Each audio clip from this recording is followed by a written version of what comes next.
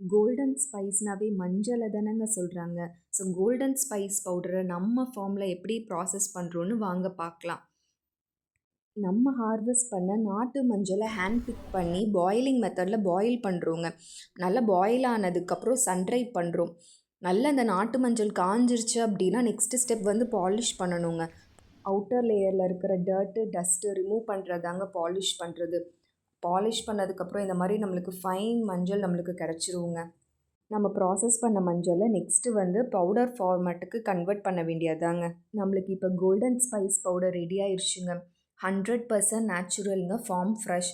இதில் வந்து no added preservatives, no artificial colours, no artificial ஃப்ளேவர்ஸுங்க. இதுதாங்க நம்ம ஃபர்ஸ்ட் டைம் மஞ்சள் பவுடர் ப்ராசஸ் பண்ணுறோம். நம்ம ஃபர்ஸ்ட் பேக் வந்து காமாட்சி அம்மனுக்கு கொடுக்கணும்னு நினச்சோம். நம்ம கொண்டு போய் கொடுத்தாச்சு. அவங்களுடைய ஆசீர்வாதமும் நம்மளுக்கு நல்லபடியாக கிடச்சிச்சு. ஸோ உங்களுடைய சப்போர்ட்டும் எங்களுக்கு ரொம்ப ரொம்ப இம்பார்ட்டன்ட்ங்க. எங்களை நம்பி ப்ரீ புக் பண்ணியிருந்தீங்க. So thank you for your orders and support. And உங்களுக்கும் இந்த கோல்டன் ஸ்பைஸ் பவுடர் வேணும் அப்படின்னா ஆர்டர் பண்ணிக்கோங்க. இது farm fresh, 100% pure and natural.